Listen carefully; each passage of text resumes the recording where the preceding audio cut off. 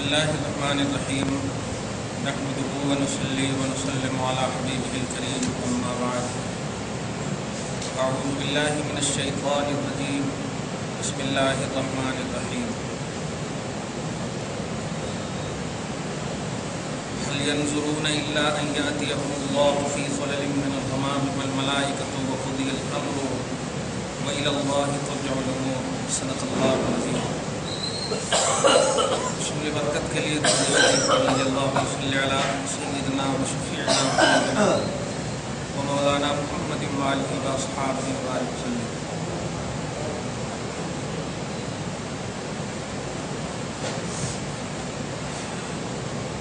آیت نمبر 209 تک کا درس ہو چکا ہے. گزشتہ درس کا اجمالی خلاصہ یہ ہے کہ اسلام میں جب بندہ پورے طور پر داخل ہوتا ہے اور ضروریات دین میں سے چھوٹی ہی دین کی باتیں یعنی مستحب مباح ان سب باتوں کا بھی اگر ان کی عمل یا اعتقاد سے انکار سرزد نہیں ہوتا تو در حقیقت وہ مسلمان ہے اور وہی مومن ہے. اسی کا خلاصہ تھا اے ایمان والو اسلام میں کمپلیٹ داخل ہو پورے طور پر داخل ہوئے. اب مزید اللہ پاک اس آیت کریمہ میں تنبیہ کے طور پر وارننگ کے طور پر اپنے بندوں کو فرماتا ہے هل ينظرون کیا وہ لوگ انتظار کر رہے ہیں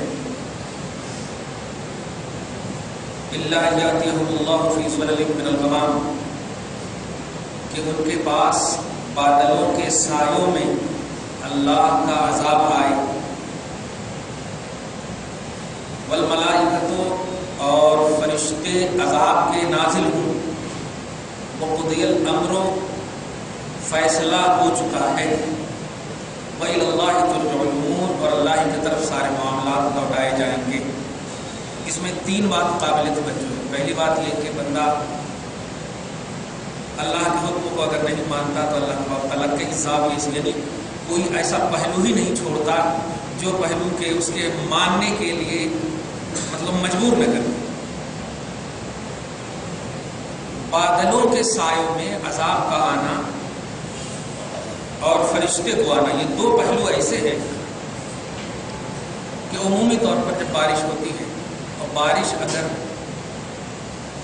گھٹا ٹوپ آندھی کے ساتھ آئے تو اب ہم کو بارش کا خیال نہیں رہتا ہے, وہ گھٹاؤں کے ڈر کا خیال رہتا ہے. پتہ نہیں کہاں بجلی گر جائے گی کہاں کیا ہو. دیکھتے گھر میں بھی بیٹھے رہتے ہیں حالانکہ ایک دم نیا گھر بنا رہتا لیکن ایک مرتبہ اگر بجلی کڑک جائے تو پتہ نہیں جسم کے رونگٹے کھڑے ہونے لگتے ہیں.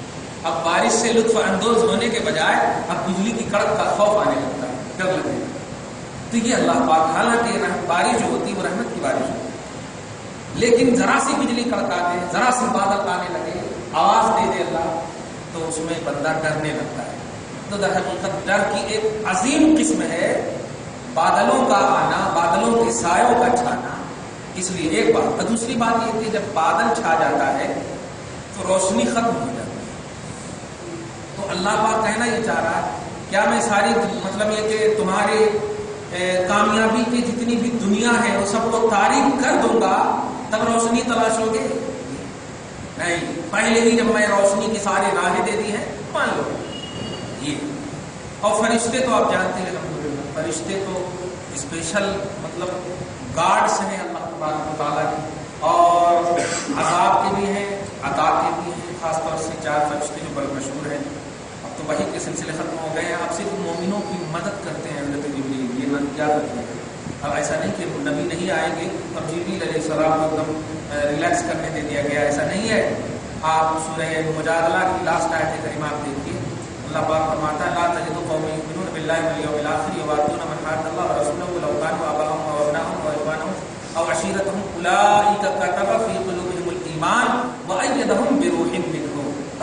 جن لوگوں کے دلوں میں اللہ ایمان کو لکھ دیتا یعنی ایسے مومن جن کو اللہ تعالیٰ ایمان کی خاطر سلیکٹ کر لیتا تو اللہ پاک وَأَيَّدَهُمْ بِرُوحٍ مِّنْهُ اپنے خاص روح جبریل سے ان کی مدد فرماتا.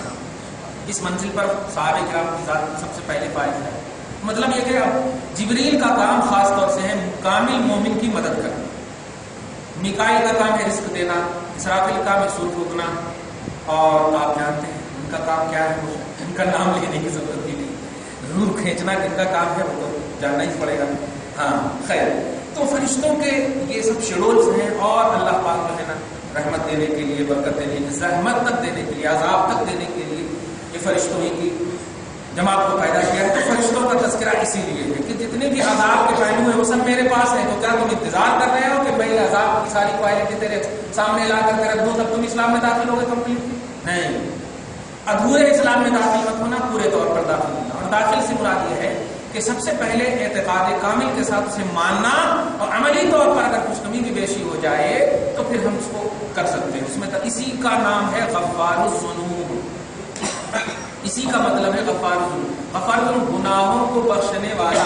اب گناہوں کا تعلق عمل سے اور ایمان کا تعلق عقیدے سے، اور اللہ پاک ایمان اور اسلام میں داخل ہونے کہہ رہا ہے. اس کو دھیان دے رہے ہیں آپ؟ اس کا مطلب یہ ہوا کہ اعتقاد کامل رکھو، اگر عمل میں کچھ گڑبڑی بھی ہوئی تو میں ستار العیوب بھی ہوں، غفار الذنوب. یہ ہے سب. اللہ پاک آپ کو ہم سب کو ایمان کی دنیا اور عقیدے کی دنیا میں ہمیشہ سلامتی کے ساتھ زندہ رکھیں. وَإِلَى اللَّهِ تُرْجَعُ الْأُمُورُ. اور سنو، تیسرا آپشن یہ ہے کہ تم نئے بھی اگر کرو تو تمہارا نئے بھی ہماری ہی طرف لوٹنے والا ہے. وَإِلَى اللَّهِ تُرْجَعُ الْأُمُورُ. سارے معاملات ہماری ہی طرف لوٹ کر آنے والے. کہاں جاؤ گے؟ کتنی بھی طاقت سے آپ اوپر پتھر پھینکیے وہ نیچے ہی آتا ہے. کتنی بھی طاقت، جب تک آپ کے ہاتھ میں طاقت ہے وہ جاتا اوپر، پھر آتا نیچے ہی. کیونکہ آنا یہ اس کی حقیقت ہے، اور جانا یہ عارضی چیز ہے، یہ وقتی چیز ہے. یہ آپ کو طاقت دیا اللہ تعالیٰ نے. خیر، آگے دیکھیے جو ایک عظیم اور بات آ رہی 211 آیت نمبر 211. سل بنی اسرائیل کم آتیناہم من آیت بینہ. بڑی توجہ سنیے. سل، اے حبیب مکرم پوچھیے یعقوب کی بیٹوں، یعقوب کی اولاد سے، بنی اسرائیلیوں سے پوچھیے. مفسرین فرماتے ہیں کہ یہاں پر جو پوچھنے کہا جا رہا ہے ایسا نہیں ہے کہ آپ جا کر کے ایک ایک سے پوچھیے، ایسا نہیں. کبھی کبھی تقریر میں آپ سنتے ہیں، آپ ذرا پوچھ کر دیکھنے کا مطلب یہ ہوتا ہے کہ آپ کو جو یہ بات کہی جا رہی ہے آپ اس پہ بھروسہ کیجیے، یہ مطلب ہوتا ہے. میں جیسے بولتے نہیں، آپ اپنے گھر ہی میں پوچھ لیجیے نا، مطلب کیا ہوا اس کا کہ بھروسہ کیجیے. اس جملے یہ جملہ جب اس وقت بھی بولا جاتا ہے جب بھروسہ آپ کے سامنے والے پر نہ ہو، پھر آپ سے کہا جائے بھائی یقین نہیں تو ان سے پوچھ لیجیے نا. ایسا پوچھ لیجیے نا، تو اس کا مطلب آرڈر نہیں کر رہے ہیں، مطلب یقین اور بھروسے کو بتانے کے لیے ایسا جملہ کہا جاتا. ورنہ ایسا نہیں ہے کہ رسول اعظم جا کر کے سارے یہودی سے پوچھیں اللہ کہہ رہا ہے، اللہ کہہ رہا ہے. یہ اس لیے میں بول رہا ہوں کہ کچھ لوگ جو ظاہر حدیث اور ظاہری آیت کو دیکھ کر کے جو مسئلہ نکالتے ہیں نا، وہ اس آیت کریمہ کا کیا جواب دیں گے کہ اللہ نے نبی سے کہا ہے پوچھیے، اور نبی پاک ایک سے بھی نہیں پوچھ رہے ہیں، تو کیا ترک قول خدا کر رہے ہیں رسول؟ ایسا نہیں. یہاں پر دیکھنا ہوگا کہ پوچھنے کا جو آرڈر اللہ تعالیٰ دے رہا ہے، یہ آرڈر کس اعتبار سے؟ اس کو بولتے ہیں تفضل. تفضل کا مطلب یہ ہوتا ہے آپ جو ہے کچھ بھی ان کی مطلب ان کو مت دیکھیے، آپ ان کی طرف توجہ ہی مت دیجیے، اور حبیب مکرم انہی سے پوچھ لیجیے نا، ان کی کتاب میں انہی سے پوچھ لیجیے نا، ان کی کتاب میں ہے جو آپ کا وروଧ کر رہے ہیں، انہی سے پوچھ لیجیے نا. اب اللہ کے رسول کئی زاویے سے اس مفہوم کو سمجھا اور کئی زاویے سے پوچھا بھی. اچھا ایسا ہے، ذرا توریت لاؤ. ایک موقع سے حضرت اسامہ غالباً قبیلہ یہود سے تعلق رکھتے تھے. ایک عورت نے جو بڑی مالدار تھی یہودیہ، ان سے زنا کا ارتکاب ہوا، اور وہ لوگ اپنے میں بے عزتی سمجھنے لگے کہ ارے اگر ان کو رجم کیا گیا، شادی شدہ رجم کیا گیا تو بڑی زندگی کی بات ہے، پوری یونٹ بدنام ہو جائے گی، ایسا ویسا. تو نبی سے بڑے قریب تھے یہ ایمان لانے کے بعد، لیکن تعلق یہودیت سے تھا قبیلے کے اعتبار سے. تو لوگوں نے ان سے کہا کہ ان سے جا کر کے نبی سے سفارش کروا دیا جائے کہ جا کر کے محمد سے عذاب میں تخفیف ہو جائے، کچھ پیسہ لین دین کر کے ہوتا ہے نا، ہاں کچھ لے کر کے معاملہ صفا کے آقا علیہ السلام کی بارگاہ میں آئے اور کہیں کہ رسول اللہ معاف کر دیجیے نا ایسا ویسا. تو آقا علیہ السلام نے اس وقت جو غضبناک انداز میں ارشاد فرمایا تھا، حل شفاعت فی حدود اللہ. تم اللہ کے حدود میں سفارش کرنے آئے ہو، اللہ جو حد متعین کر رہا ہے اس میں تم سفارش کرنے آئے ہو، اس میں کمی بیشی کے پہلو کس نے کہا ہے تمہیں؟ بلاؤ اور لاؤ اپنی کتاب توریت، اب فلاں سطر کھولو، فلاں پیج کھولو، فلاں لائن میں دیکھو، کیا اس طرح کا ارتکاب کرنے والی لڑکی ہو یا لڑکا ہو، ان دونوں کے سلسلے میں کیا سزا ہے تیری کتاب؟ ارے باپ رے باپ، باپ کی علم کا اندازہ لگائیے. اور جب دیکھا گیا تو وہ ایسے ایسے ایسے کر کے چھپا رہے تھے. جو چھپا رہے ہو اسی کو کھولو. ایسا جو چھپا رہے ہو اسی کو کھولو. جیسے کھولا تو فوراً نکلا تھا شادی شدہ کو رجم کیا جائے گا. چنانچہ تمہاری کتاب میں تم محمد کو بدنام کرتے ہو، محمد اپنی طرف سے حد لگا رہے ہیں. نہیں، تمہاری کتاب، تمہاری شریعت خود کہہ رہی ہے. دیکھا بس. تو کہنا یہ کہ مختلف زاویے سے رسول پاک نے اس آیت پر عمل بھی کیا ہے. یعنی یہ سوال کرنا وجوب کے لیے نہیں ہے کہ آپ کا پوچھنا ضروری ہے. جیسے آپ کو کہا گیا نماز پڑھو تو آپ کو پڑھنا ضروری ہے، تو ایسے رسول کو بھی اللہ نے کہا پوچھو تو پوچھنا اس کو تفضل کے طور پر ہے، فضل ہے، عنایت ہے، کرم ہے. آپ پر واجب و فرض نہیں یا رسول اللہ. اس کو آپ سمجھیے اور سمجھے بھی رسول. کیا آگے دیکھیے، کم آتیناہم من کتاب من آیت بینہ.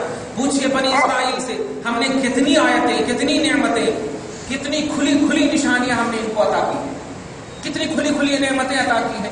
سب جانتے ہیں فرعون اور فرعونیوں سے نجات، من و سلوہ کے پہلو، ساری چیزیں. ان سے پوچھئے کیا نہیں ہے، کیا نہیں ہے، کیا نہیں ہے. ان سے پوچھئے. تو در حقیقت رب پوچھنا چاہتا ہے، دھیان دیجیے گا، لیکن واسطہ مصطفیٰ کو اس لیے بنا رہا ہے کہ بھائی آپ کا وروध کر رہے ہیں نا، آپ کا اعتراض کر رہے ہیں، تو آپ ان سے پوچھئے. اور آگے دیکھیے آپ جو بڑی عظیم آیت آ رہی ہے، چونکہ دل مصطفیٰ جب ٹوٹتا ہے نا تو اللہ کیسے تالیف قلبی فرماتا ہے، اس کو دیکھیے. وَمَن يُبَدِّلْ نِعْمَةَ اللَّهِ مِن بَعْدِ مَا جَاءَتْهُ. اور جو کوئی بھی نعمت اللہ کو بدلے گا، اللہ کی نعمت کو بدلے گا بعد اس کے کہ اس کے پاس کھلی نشانی بھی آ چکی ہے، بعد اس کے کہ نعمت الہیہ کی دلیل بھی آ گئی ہے، تو فَإِنَّ اللَّهَ شَدِيدُ الْعِقَابِ. اللہ پاک سخت عذاب لینے والا ہے. یاد رکھیے گا شدید العقاب جو ہے یہ کفر کی وجہ سے کافروں کے لیے شدید العقاب ہے. اپنوں پر جو سزا وغیرہ آپ کو یا ہم کو جو سزا ملنے والی ہے اس کو عقاب بولتے ہیں شریعت میں، اور عقاب یا عذاب کا پہلو کفر سے ہوا کرتا ہے. دھیان دیجیے گا. تو عقاب یا عذاب اللہ تعالیٰ کافروں کو دے گا جب کفر سرزد ہوگا، یعنی عقیدے میں گڑبڑی ہوگی تو عقاب یا عذاب ملے گا آپ کو، اور عمل میں گڑبڑ ہوگا تو عتاب ملے گا آپ کو. یہ اس کو دھیان رکھیے. اور یہاں اللہ پاک نے کیا کہا ہے کہ جو کوئی بھی اللہ کی نعمت کو بدلے گا اللہ پاک اس کو کیا دے گا؟ سخت عذاب دے گا، سخت عقاب دے گا. اب آیت کریمہ ذرا سنیے اور صحیح بخاری کی حدیث پاک سورہ ابراہیم کی آیت نمبر 28. نعمت اللہ کو جو بدلے گا، دھیان دیں، نعمت اللہ کو جو بدلے گا، اس لفظ کو زندگی بھر تک یاد رکھیں. امام بخاری سے اپنے استاذ کے حوالے سے امام بخاری اس آیت سورہ ابراہیم کی آیت نمبر 28 کی تفسیر کرتے ہوئے ارشاد فرماتے ہیں الم تر الذین بدلوا نعمت اللہ. اے حبیب مکرم کیا آپ نے نہیں دیکھا کہ نعمت اللہ کو جن لوگوں نے بدلا؟ تو امام بخاری کہتے ہیں جن لوگوں سے مراد کفار ہے اور نعمت اللہ سے مراد رسول پاک ہے. نوٹ کرے، جن لوگوں نے بدلا مطلب کفار نے بدلا، اور نعمت اللہ کو بدلا یعنی رسول اللہ کی شان کو بدلا. تو یہ امام بخاری فرماتے ہیں. اب ترجمہ یہاں کیجیے، ایک دم سیم پہلو ہے. وَمَن يُبَدِّلْ نِعْمَتَ اللَّهِ. جو لوگ نعمت اللہ کو بدلیں گے من بعد ما جاءتہ، بعد اس کے کہ ان کے پاس آ چکی ہے نعمت، یا وہ نعمت ان کے پاس آ چکی ہو، تو فإن اللہ شدید العقاب. تو اللہ کمپرومائز، اس میں کچھ بھی کمزوری یا اس میں کچھ بھی اوپر نیچے کا پہلو میں ڈائریکٹ جہنم میں ڈال دے گا اور ہمیشہ کے لیے جہنم میں ڈال دے گا. نعمت الہیہ کی تبدیلی کیا ہے؟ نعمت الہیہ کی تبدیلی یہ ہے کہ کمپلیٹ مصطفیٰ کو نہ ماننا. تو آیت کے سیاق و سباق کو دیکھیے، پیچھے کی جو آیت ہے سیاق آیت اس کو کہتے ہیں، اور آنے والی آیت یہ ہے. تو پیچھے ہے اے ایمان والو پورے اسلام میں داخل ہو، یہ اسلام کا پہلو. اب بانی اسلام کے بدلنے کا پہلو تو اب آپ سمجھ گئے ہوں گے کہ اسلام میں جب پورے طور پر داخل ہونا اللہ کا مطالبہ ہے تو مصطفیٰ کو بھی کمپلیٹ ماننا ہے، یہ اللہ کا مطالبہ ہے. یہی اللہ، اس لیے کہ آگے یہ نہیں کہا اسلام کو جو بدلے گا. اسلام ابھی کئی ایسے زاویے ہیں جو میں نے اس ہفتے میں یا اس درس میں نے اشارہ کیا تھا کہ مباح ہے، اور مستحسن ہے، مندوب ہے، پھر سنت مؤکدہ ہے، سنت غیر مؤکدہ ہے، اوپر میں واجب ہے، فرض ہے. یہ سب کوالٹی ہے. تو ایک کی تفصیل کر دیں تو قرآن اور ہو جاتا ہے. اللہ پاک نے ایک اجمالی طور پر آپ کے لیے قانون دے دیا اور اس کی تفصیل محمد رسول اللہ کی. سمجھ گیا؟ تو اسلام میں کمپلیٹ داخل ہو جاؤ. اب آپ غور کیجیے، تو یہ اجمالی طور پر کہہ دیا گیا، لیکن اس کی تھوڑی سی تفصیل ہم نے آئین مصطفیٰ میں کیا. اب اللہ کہہ رہا جو نبی کو بدلے گا، جو نبی کو بدلے مطلب ہوا اس کا کہ اب اسلام کی تشریحات، اسلام کی کمپلیٹ ہونے کا پہلو محمد الرسول اللہ ہے. ذات محمد کو مان لو. ماننے کا مطلب یہ کہ تمہاری کتاب، تمہاری بات، تمہارے سارے جتنے بھی پڑھ چکے ہو وہ ساری باتیں کہہ رہی ہے کہ محمد صلی اللہ علیہ وسلم سچے ہیں، حق ہے، اور یہ دلیل ہے، برہان ہے، سب کچھ ہے، تو پھر ان کو کیوں نہیں مان رہے ہو؟ پوری آیت کا خلاصہ یہ ہوا کہ اسلام میں کمپلیٹ وہی داخل ہو سکتا، یا کمپلیٹ اسلام میں داخل ہونے کا پہلو اسی کے لیے حق میں ہوگا جو کہ مصطفیٰ کے حوالے سے اسلام میں آئے گا. یہ ہے سب پورا بات.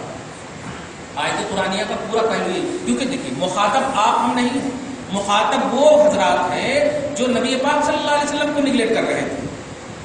کیونکہ ایک سوال بھی کیا تھا نا کہ اونٹنی کے گوشت کا مسئلہ تو آپ کے یہاں مستحب وغیرہ کا ہے نا، تو اگر ہم نہیں بھی کھائے تو چلتا نا، ایسا نہیں بھی کھائے تو چلتا نا. دیکھیے گا مطلب فالو کرنے کے پہلو تھے، ماننے کے پہلو تھے. دھیان دیجیے گا. تو سرکار آپ ہمارے لیے اجازت دے دیجیے نا. تو اللہ پاک نے کہا نہیں. تو دیکھا آپ نے ایک ذرا سا بھی نبی پاک صلی اللہ علیہ وسلم کی اوپر اترے ہوئے اسلام کے حوالے سے مصطفیٰ سے وہ اجازت لی. حالانکہ اگر چپ کے یہ نہیں کھاتے نا زندگی بھر تک، جیسے آپ لوگ ہم لوگ میں بہت سارے ایسے لوگ ہیں الحمدللہ جو گائے کا گوشت نہیں کھاتے ہیں، بہت سارے گوشت نہیں کھاتے ہیں، نہیں کھاتے ہیں زندگی بھر، لیکن اگر ان سے پوچھے تو صاحب کہیں گے ہاں بھائی بالکل حلال جو ہے، مگر میرے جسم جو ہے متحمل نہیں ہے، میرا جسم برداشت نہیں کرتا. لیکن اس کا یہ مطلب نہیں ہوتا ہے کہ یہ تو فرض و واجب ہے ہی نہیں کھائے تو کیسا. یہ شریعت کی طرف دھیان تک نہیں جاتا ہے، وہ اپنے جسم کو دیکھتے ہیں. تو ایسے اگر حضرت عبداللہ ابن سلام وغیرہ جو ایمان لائے تھے اور یہ قبیلہ یہود سے تعلق رکھتے تھے، زندگی بھر تک بھی اگر اونٹنیوں کا گوشت نہیں کھاتے تو کچھ بھی مواخذہ نہیں ہوتا. لیکن مصطفیٰ سے پوچھے تھے اور مصطفیٰ نے کہا تھا نہیں تو نہیں. اور جب نبی نے کہہ دیا تو اب اگر تم نہیں کھاؤ گے تو اب جا کر کے مواخذہ ہوگا، کیونکہ نبی کا فرمان. خلاصہ یہ کہ وہ اسلام جو نبی کی زبان سے تشریح کر کے آ جائے عالم اسلام میں، یہ عالم وجود میں، اس کو اگر فالو نہیں کریں گے، اگرچہ وہ مستحب کی بھی کوالٹی ہو، جیسے گوشت کی مستحب کی بھی کوالٹی ہو، تو وہ سمجھیے انکمپلیٹ اسلام. کمپلیٹ اسلام وہ ہے جو کہ نیچے سے لے کے اوپر تک کی کوالٹی، فرض سے لے کر کے مباح تک کی کوالٹی، اور مباح سے لے کے فرض تک کی پوری کوالٹی کو، کیونکہ یہ سب زبان مصطفیٰ سے نکلی. وَمَن يُبَدِّلْ نِعْمَتَ اللَّهِ، جو کوئی بھی اللہ کی نعمت کی تبدیلی کرے گا، چینجنگ کرے گا، مِن بَعْدِ مَا جَاءَتْهُ، بعد اس کے کہ وہ نعمت آ گئی ہو اس کے پاس. میں بول رہا ہوں تو بڑا مزہ آ رہا ہے، وہ نعمت آ گئی ہو اس کے پاس. جانتے ہیں حدیث پاک جب پڑھتے ہیں آپ ہم سب اور سنتے بھی ہیں تو محبت سے سبحان اللہ ضرور بولتے ہیں، لیکن کبھی گہرائی میں آپ جائیں. حضرت حسان یا صحابہ کیوں کہتے تھے آپ ایسا پیدا کیے گئے جیسا آپ چاہتے تھے؟ پیدا ہونے والا چاہتا ہے تو چاہت تو پیدا ہونے کے بعد ہوتی ہے نا، تو چاہت تو خود ذات کی تابع ہوتی ہے نا. ابھی ذات آئی ہی نہیں اور صحابہ کہہ رہے ہیں کہ آپ چاہتے تھے. عجیب بات ہے. تو یہ جو ہے نا اندھی محبت اس کو نہیں کہیں گے. ذرا سی اگر غور کیجیے گا نا تو اللہ پاک جو ہے ایک ایک حصہ مصطفیٰ کو ہر خواہش کے ساتھ پیدا کیا. نوٹ کریں آپ؟ نہیں. حضرت آدم کا پتلا تیار ہوا، 39 دن تک اللہ پاک نے مسلسل غم کی بارش نازل فرمایا اس پر، مسلسل کنٹینیوس 39 دن تک ایک دم پورے مسلسل غم کی بارش نازل فرمائی. اور ایک دن جو ہے نا خوشی کی بارش نازل فرمائی. پورے 40 دن لگے پتلا تیار ہو، اور ابھی صرف پتلے تیار ہیں، ابھی روح پھوکی گئی ہے نور محمدی کا. ایک ایک حصے کو بھی اب آپ بھی کوئی چیز اگر بناتے ہیں تو اس کا پورا حصہ پورا حق دیتے ہیں. جمال مصطفیٰ، حقیقت مصطفیٰ، اس کی بھی تو آخر ہوئی ہوگی نا، کیونکہ مخلوق ہے آقا، یہ طے. چاہے آپ نوری یا آپ بشری جس بھی زاویے سے محمد کو دیکھیں تو یہ خالق نہیں مخلوق. جب آقا کو بھی پیدا کیا گیا تو کچھ تو شکل ہوئی ہوگی نا. اب صحابہ کی اس تصور حقیقت پر جب غور کرتے ہیں کہ آپ کاننا کا خلقت کمال کا شعور گویا نبی کے حصے کو اللہ پیدا فرماتا تھا اور اس حصے سے پوچھتا تھا کیا یہ حصہ موضوع اور مناسب ہے یا نہیں ہے میرے. ہر حصے کو پروردگار عالم نے اس کی پوری خواہش کے ساتھ اس کو تکمیل دیا ہے. سورہ غاشیہ میں آپ نے پڑھی خلقک فسویٰ، پیدا کیا پھر اس کو ٹھیک ٹھاک کیا. یہ پیدا کرنے میں ٹھیک ٹھاک نہیں ہے کیا؟ پیدا کرنے ہی میں ٹھیک ٹھاک ہے، لیکن پیدا کیا پھر ٹھیک ٹھاک کیا؟ نہیں، پیدا کرنے کے بعد اس عظیم حصے کو پوچھتا بھی تھا کہ یہ حصہ تو پورے طور پر ٹھیک ہے یا نہیں؟ یہی مطلب ہے اس کا کہ حبیب آپ راضی ہیں کہ جیسے آپ کو اگر کچھ دے دیں اور محسوس ہو کہ آپ ناخوش ہیں تو آپ پوچھیں گے نا بھائی جو میں دیا اب ٹھیک ہے نا؟ آپ تو اگر بول دیں تو آپ کہیں گے نہیں، اچھا اور لو، دیکھیں اور لو، بھائی آپ دے رہے ہیں، سب کچھ آپ کر رہے ہیں، لیکن رضا ان کی پوچھ رہے ہیں، کچھ تو مقصد ہوگا نا، اللہ دیتے ہیں آپ فانی چیز، فرض کیجیے 1 لاکھ روپیہ 2 لاکھ روپیہ بھی اگر آپ دے دیں غریب کو تو آپ یہ فانی چیز دیتے ہیں، لیکن آپ مانگنا کیا چاہتے ہیں؟ باقی چیز، جسے کہتے ہیں دعا۔ یہ باقی رہنے والی چیز ہے، پیسے تو ختم ہو جائیں گے، وہ کھا لے گا ساری چیزیں، لیکن جو ملنے والی ہے وہ باقی ہے، اس لیے آپ مطالبہ کرتے ہیں۔ آپ خوش ہیں نا؟ اس لیے مطالبہ کرتے ہیں۔ جب نور محمدی کی تخلیق کا مسئلہ آیا ہوگا تو آپ بتائیے، یہاں فرشتوں کو آرڈر ہے، ایک بشریت کی ابتدا کے لیے حضرت آدم علیہ السلام کا پتلا جب تیار ہوا اور کیا کیا ہوا، کیسے ہوا، ان کو سجدہ کروایا گیا، وجہ جو بھی ہو، لیکن جب نبی کی نوری مخلوق کے جب تیار کیے گئے ہوں گے، نوری مخلوق کا جب وجود ہوا ہوگا تو ہم بتائیے، اب اللہ پاک کے پاس اللہ تو کسی کو سجدہ کرتا نہیں، نوٹ کیجیے، سجدہ کرتا نہیں، کیونکہ وہ خالق ہے، وہ معبود ہے، وہ مسجود ہے، سجدہ اسی کے لائق ہے، عبادت اسی کے لائق ہے، وہ کسی کو کرتا نہیں، وہ عابد نہیں، وہ ساجد ہے۔ اور سب سے عظیم پاک پوتر جو مخلوق ہے وہ فرشتے ہیں، اور اس کو سجدہ کروا دیا گیا ہے۔ ہم ابھی حضرت آدم کی حقیقت کو بتا رہے ہیں، پاک فرشتوں سے سجدہ کروا دیا گیا، اور فسجد الملائکۃ کلھم، سارے فرشتے کر بھی دیے۔ تو جب پاک فرشتے کی کوالٹی آدم کو سجدہ کر چکی ہے ان کی تخلیق کے وقت، تو اب آپ بتائیے محمد کی جب انفرادی تخلیق ہوئی ہوگی تو اب بتائیے کہ اللہ کے پاس ہے کون سی کوالٹی جو احترام خلقت محمدی کو اجاگر کرے، محمد صلی اللہ علیہ وسلم کی تخلیق کے احترام کو اجاگر کرے؟ بس ایک لفظ میں سمجھ جائے گی، یہ مخلوق سے احترام تیرا ہو رہا ہے آدم، یہاں خالق احترام کر رہا ہے۔ جو دیا آپ نے ہر حصہ مصطفیٰ کو جب اللہ وجود دیتا تھا، پوری مخلوق کو جب وجود دیتا تھا تو ہر حصے سے خود رب پوچھتا تھا حبیب کامل ہو یا نہیں، ہر حصے۔ تو احترام خلقت محمدی پروردگار عالم کرنے والا ہے، سمجھ گئے؟ اس لیے کہ مخلوق میں اب کوئی کوالٹی ہی نہیں ہے جو کہ احترام کرنے کے لیے ہو۔ فرشتے سے تو آدم کا سجدہ ہو گیا، وجہ وہاں پر بھی محمد ہی صلی اللہ علیہ وسلم ہے، لیکن یہاں پر بھی تو انفرادی نوری مخلوق کا کام ہوگا۔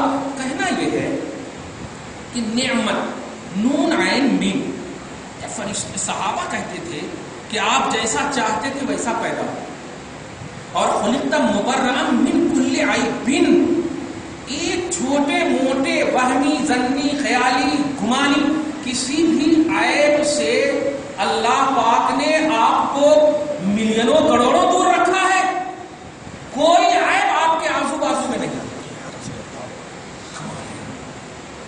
ابھی اگر آپ جمعہ وغیرہ میں سنے ہوں گے یا ابھی کسی میں سنے ہوں گے، کیا بولنیوں کے ترجمے پر دھیان رکھیے، آپ کے گناہ کو معاف ہو جائے۔ اب محسوسات کی دنیا میں تھوڑی سی، اور اس کو واقعی ایک دم عظیم نعمت سمجھ کر پیش ہو، وہ نعمت ہو ہی نہیں سکتی جہاں عیب کا پہلو۔ اب آپ بتائیے، آپ کی بیٹی یا ہماری بہن غلط کام کرے تو کیا آپ اس کو سینے سے لگا کہیں گے نہیں میری نعمت ہے؟ تو نعمت کا پہلو، بلکہ لفظ نعمت بھی شرم کرے گی وہاں بولنے میں، رحمت بھی شرم کرے گی، حالانکہ اللہ نے لفظ کو رحمت کہا، نعمت کہا، جنت کہا، الگ الگ زاویے سے، لیکن اگر غلط قدم اٹھ جائے تو نہیں کرتے۔ یعنی عیب کا ذرا سا بھی کنیکشن ہو جائے، اس سے ذرا سا بھی کنیکشن ہو جائے تو وہ نعمت ہو ہی نہیں سکتی۔ بخاری تیری تفسیر دانی پر قربان، آج تک تو ہم سمجھتے تھے کہ تم امیر المومنین کی حدیث ہو، لیکن اب تو امیر المومنین کی تفسیر بھی ہو۔ امام بخاری کہتے ہیں نعمت مصطفیٰ ہے، اور صحابہ کہتے ہیں ہر عیب سے اللہ پاک نے آپ کو ہر عیب سے دور پیدا کیا، مبرہ پیدا کیا ہے۔ اب عقیدت نے اور حقیقت حقیقت اور عقیدے نے جواب دیا کہ بالکل صحیح ہے، مصطفیٰ کے ذرا سی آزو بازو کیا میلوں دور بھی مصطفیٰ کے وہم و گمان کے اعتبار سے بھی عیب کا گزر تک نہیں ہو سکتا، گزر تک نہیں ہو سکتا. کیوں؟ مصطفیٰ کو نعمت اللہ پاک نے کہا ہے. صحابہ کا بھی یہی عقیدہ ہوتا تھا. چنانچہ اب ایک بڑی عظیم حدیث یاد ہے، ابو داؤد شریف کی حدیث پاک ہے، توجہ دیجیے گا. ایک مرتبہ نبی اعظم صلی اللہ علیہ وسلم جوتا پہن کر کے نعلین پاک پہن کر نماز پڑھ رہے تھے. نعلین پاک نماز پڑھ رہے ہیں، حضرت علی ہے وہاں نماز پڑھ رہے ہیں. دفاتن دیکھتے ہیں کہ رسول اللہ صلی اللہ علیہ وسلم نے نعلین اتار دی عین نماز میں. تو صحابہ کرام بھی اتار دی، صحابہ کرام بھی دیکھ کر کے اتار دی. جب نبی اعظم پوری کی نماز پڑھ رہے آپ فرماتے ہیں ما حملکم علی القائکم بنعالکم، کس چیز نے تمہیں ابھارا تمہارے جوتوں کو اتارنے پر؟ تو صحابہ کرام نے کہا رأیناک یا رسول اللہ القیتنا علیک، ہم نے آپ کو دیکھا کہ آپ نے اپنے نالین کو اتارا تو ہم نے اپنا جوتا اتارا. تو اس وقت نبی پاک صلی اللہ علیہ وسلم، بڑی اچھی بات ہے نا، عمل کیے نا ہمارے پر، لیکن نہیں، آقا فرماتے ہیں ابھی جبرائیل علیہ السلام کو اللہ پاک نے میرے پاس بھیجا تھا اور یہ خبر دینے کے لیے بھیجا تھا کہ کہہ دو کہ نالین پاک مصطفیٰ کے نیچے تھوڑا سا قذر ہے، قاف زال را. بڑے احتیاط سے ترجمہ کرنا، کچھ لوگ نجاست ترجمہ کر دیتے. میں ابھی کہا ہوں ملینوں دور تک بھی گزر نہیں ہوتا، اس لیے توجہ دیں. قاف زال را، قاف زال را کا مطلب یہ ہوتا جیسے آپ اگر یہاں پر ایسے ایسے کریں گے نا تو آپ ناک یہاں پہ نہیں رکھ سکتے کیونکہ دھول اڑے. تو اب اس دھول اڑنے کو تو کچرا ہی تو کہیں گے نا، اس دھول کو بھی کچرا ہی کہیں. حالانکہ سجدے پڑے ہیں یہاں پہ لیکن کہیں گے آپ کچرا ہی. تو آپ بس یوں ہی سمجھیے کہ وہ سجدے والے کچرے کی طرح ایک دم سمجھ جائیں. اس کو بھی کچرا ہی کہیں گے آپ، اڑنے والے کو ناک میں باندھ کر کے بہت دن سب صاف کرتے ہیں. تو کیوں؟ ارے کچرا اڑ رہا، حالانکہ وہ سب مسلیوں اور نمازیوں کے ہیں. تو ایسے ہی رسول فَإِنْ أَخْبَرَنِي جبرائیل نے مجھے یہ بتایا، اللہ پاک نے انہیں صرف بھیجا تھا. اب بتائیے نماز میں ہے میرے آپ، اور عین نماز میں اللہ پاک نے آپ کہا کہ جاؤ جبرائیل میرے حبیب کے نالین میں قذر ہے، میرے حبیب کے نالین میں قذر ہے، تم کہہ دو جا کر کے وہ ہٹا دے، وہ قذر ہٹا دے. وہ دھول دھال لگے ہوئے تھے مصطفیٰ صلی اللہ علیہ وسلم کے جوتے پاک میں. اب آپ بتائیے جسم سے بھی کوئی مطلب حصہ ہی نہیں، نالین تو الگ چیز ہوتی ہے نا، جوتا چپل تو آپ خرید کر کے لاتے ہیں، آپ کے جسم تو پیدا نہیں ہوتے. لیکن دیکھیے آپ اللہ پاک نے مصطفیٰ کو نعمت بنایا ہے، نوٹ کیجیے نعمت بنایا ہے. اور نعمت کے آزو بازو تو چھوڑیے، ملینوں دور نسبت کے اعتبار سے بھی عیب کا پہلو نہیں ہونا چاہیے. سید الملائکہ تم جاؤ دنیا دیکھ لے کہ میں نعمت بنایا ہوں تو کسی زاویے سے مصطفیٰ سے ٹچ ہو ہی نہیں سکتا، عیب ہو ہی نہیں سکتا ہے عیب. تو اب مصطفیٰ کو کیسے گنہگار کا پہلو کیسے کہا جا سکتا ہے؟ گناہ کا پہلو یہ تو بہت بڑی بات ہو جائے گی نا. ایک دھول لگ گئے تھے نالین پاک میں، جبرائیل آ کر کے جوتے اتارے مصطفیٰ کے. اب آپ غور کر سکتے ہیں کہ مصطفیٰ کی نعمت ہونا، مصطفیٰ کا اللہ کا کرم ہونا مصطفیٰ کے پاس سے، اور صحابہ کا یہ عقیدہ کہ آپ ہر عیب سے پاک مبرہ پیدا کیے گئے. امام بخاری کا یہ عقیدہ کہ اللہ کی نعمت ہے آپ، یہ سب کا نتیجہ یہی بتاتا ہے کہ لوگوں نہ لفظ کے اعتبار سے، نہ زبان کے اعتبار سے، نہ عقیدے کے اعتبار سے، کسی بھی زاویے سے اپنے نبی کے آزو بازو بھی عیب کا کٹورا لے کر مت آنا، عیب کی باتیں لے کر مت آنا. ہر وہ بات لے کر آنا جس میں یا تو نعمت کا پہلو نظر آئے یا پھر اللہ تبارک و تعالیٰ کی طرف سے کرم کا پہلو نظر آئے اور عیب سے دوری کا پہلو نظر آئے. یہ بات اگر ہے تو ٹھیک ہے، ورنہ سنو من یبدل نعمت اللہ من بعد ما جاءته فإن اللہ شدید العقاب. جو کوئی بھی نعمت اللہ یعنی رسول اللہ کو چینج کرے گا، اور چینجنگ کی تفسیر کر دیا بعد اس کے کہ وہ اللہ کا نبی ان کے پاس موجود ہو، فإن اللہ شدید العقاب، تو وہ سخت عذاب الہی کے لیے تیار ہے. اللہ سخت عذاب لے گا. یہ بھی نہیں کہا کہ وہ مہلت ہے، توبہ کرے بیوی نکل جاتی. اللہ کا تو فتوا پتہ نہیں ایک دم جھوٹو فتوا ہے. آج بریلی اور نظامی کے فتوے آ جائیں تو آپ ہم لوگوں پر فتوے لگانا شروع کر دیتے ہیں، لیکن اللہ کا جھوٹو فتوا ہے نبی کے لیے. جانتے ہیں نماز وغیرہ کے مسئلے، حج وغیرہ کے مسئلے ایسے یہ ہیں کہ دم دیجیے. حج میں اگر کچھ گڑبڑی ہو گئی دم دیجیے. یہاں تک کہ آپ گھر چھوڑ کر کے بھی وہاں سے اگر آ گئے اور کچھ غلطی ہو گئی تو آپ دوسرے سال حاجیوں کو دیجیے، دم دیجیے. اتنی مہلت. لیکن یہاں تو اگر ذرا سی سوچ بھی لیا نا نبی کے لیے آپ نے تو ڈائریکٹ جہنم. کوئی فرصت ہی نہیں, کوئی موقع ہی نہیں. آپ سورہ توبہ کے آیت نمبر 66 میں صرف سوچا تھا کٹوں پر بیٹھ کر کے, تفسیر مجاہد کے حوالے سے بتاؤں, سوچا تھا کہ یہ کیسے نبی ہیں, آج یہ بتاتے, کل وہ بتاتے, ایسا بتاتے ویسا بتاتے. کسی صحابی نے سن لیا تھا, نبی پاک کو جب بات پہنچی تو اللہ کے رسول کا دل دکھا, ایک آیت اتار دی, اے حبیب اب یہ اگر بہانہ بھی آ کر کے آپ کے پاس بتائے نا, بہانہ بھی بتائیں تو آپ ماننا نہیں, میں کہہ چکا ہوں یہ جہنمی ہے.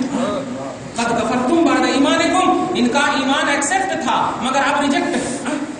قد کفرتم, جب آپ کافر ہو چکے ہیں. باپ رے باپ. اچھا ان لوگوں نے کہا بھی, حبیب آپ ان سے جب پوچھیے گا نا کہ لئن سألتم لیقولن, اگر ان سے آپ پوچھیے گا کہ تم ایسا کیوں کہہ رہے تھے تو وہ کہیں گے انما كنا نخوض ونلعب, ارے ہم بس ٹائم پاس نہیں ہو رہا تھا تو ہم ایسی مذاق کر رہے تھے, یہ کر رہے تھے. اب اتنے بڑے فتویٰ دے دیے تو کیسا, ایسے ہی ہوتا, اتنا بڑا فتویٰ دیں گے تو کیسا. تو اللہ تعالیٰ کہتا ہے لا تعتذروا, یہ سب بہانے بازیاں ہیں, یہ میرے لیے تو چل سکتا ہے, تیرے لیے نہیں چل سکتا ہے. حبیب آپ کا ایسا لطیف مسئلہ ہے, اتنا مطلب تیز ترین مسئلہ ہے کہ ایک ذرا سوچ لے گا بھی آپ کے خلاف کوئی تو ہم موقع ہی بند کر دیں گے, توبہ کا دروازہ تک بند کر دیں گے.